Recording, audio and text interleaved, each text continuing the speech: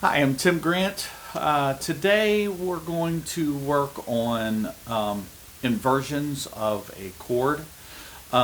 Eventually, what I want you to get to the point is eventually, to be able to play chords in different areas on your guitar, not just down here on the what is commonly referred to as the open stringed chords, but and not really just bar chords, but just finding places where you can do chords without having to move a whole lot. So I'm going to do a series of 5 of these, and because the reason is because all of these chords go over these 5 open chords: a C, an A, G, an E, and a D. And you may heard somewhere along YouTube land of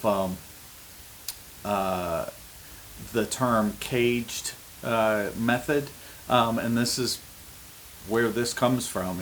Everything is based off of a C shape, an A shape, a G shape, an E shape, and a D shape. So today I'm just going to work on a G chord, but we're going to use all those chord shapes to do G's all the way up the scale or up the fretboard until you get to the 12th fret, and I'm not going to show you past that because it really just repeats itself.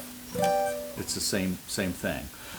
So once we get to the 12th fret, we'll stop. So we're going to use the G chord using all 5 shapes. So first we'll start with the G chord, which is a fairly common chord, and most people know it.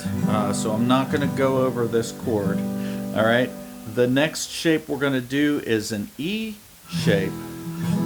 Okay, but we're going to do it just the bottom 4 strings. So it's going to look like this, but if you move it up and put your first finger on the 1st fret and then move to the 3rd fret.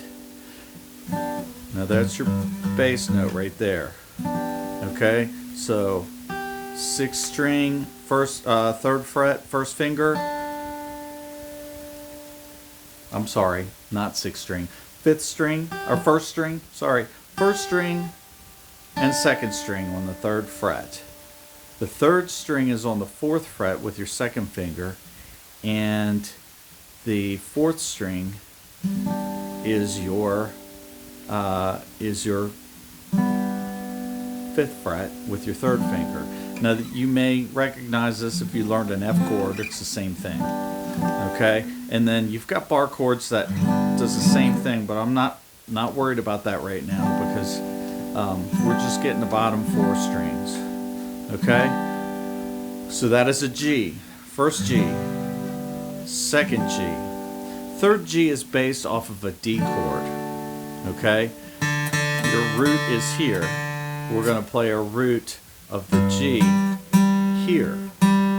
Okay, so that shape, if you're doing a D chord, your 4th string is open, and then your 2nd fret on your 3rd finger. So let's do that there. That's your root of your G right there. That is the 4th string,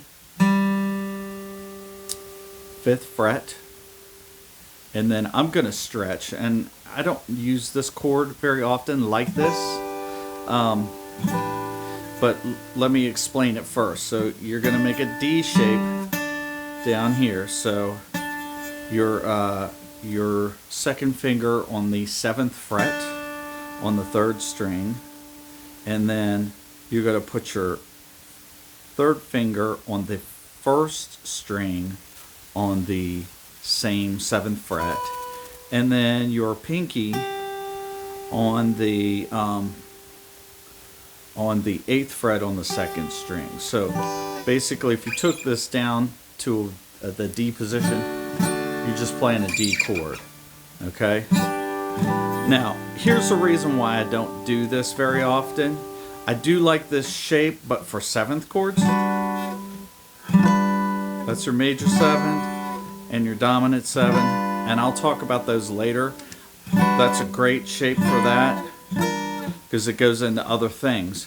But what I do substitute a lot of times, that chord shape, is using the C chord shape. Okay, remember the C? C looks like this. Take your fingers off and just do these two.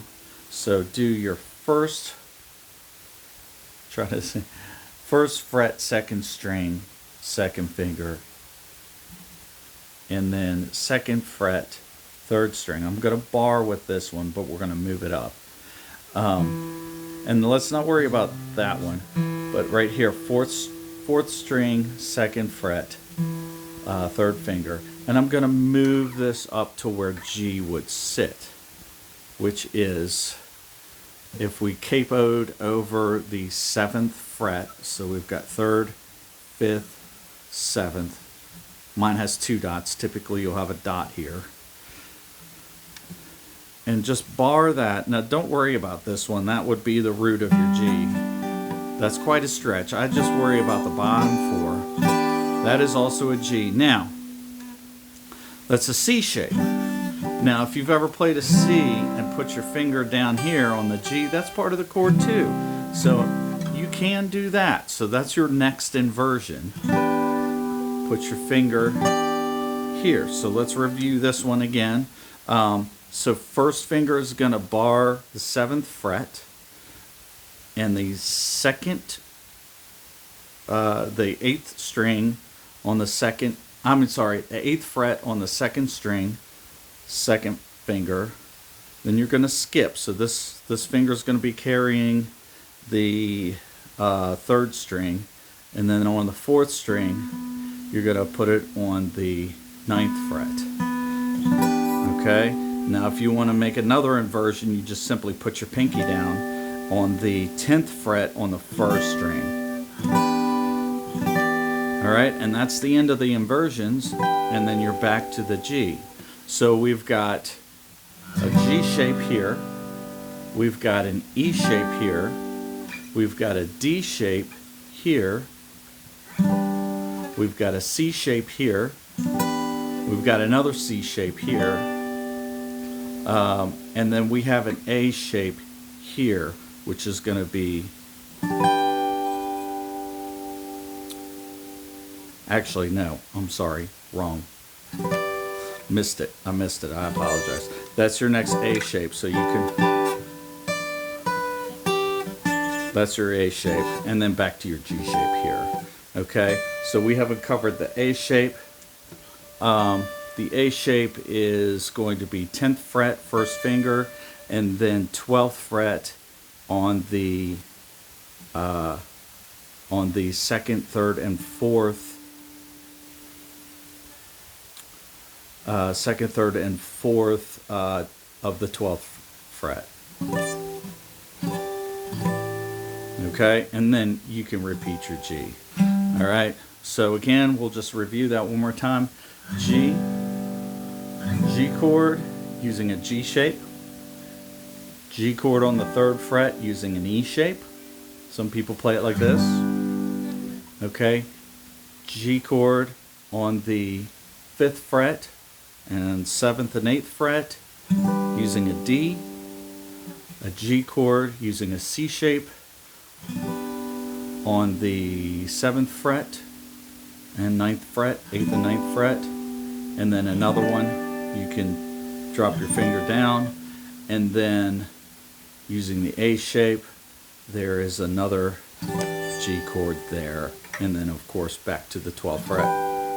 And then of course here's your root. It's all about finding your roots for those chords. So your root is here for the G shape. Your root is here for the D shape. Okay? Your root is here for the C shape.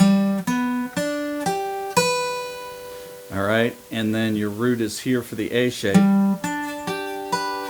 which is the same note. You're just skipping up. And then your root is here. Okay, and if you're in a band situation, don't worry about the roots. You've got a bass player to take care of that. I hope that helps. We're going to do a whole lot of these, and then I've already done one video, which is why I'm jumping back. I did a video between the E and the A shape together, but I think that confused some people. So we're backing up. We're just doing the shapes by themselves, or the chords.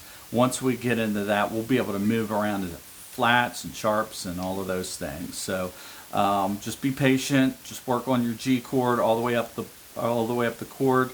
This is going to help with your comping with your rhythm guitar, because you'll be able to play between, different places. And it will also help with soloing and show you where you can follow the changes instead of doing a scale. You can actually follow the changes if you really understand your different chord shapes and your different inversions on your guitar. So I hope that helps. Please like and just subscribe. That encourages me to keep doing these. So these are the very first early ones. I'm hoping to do this once a week. So thank you. My name's Tim Grant. Please like and subscribe.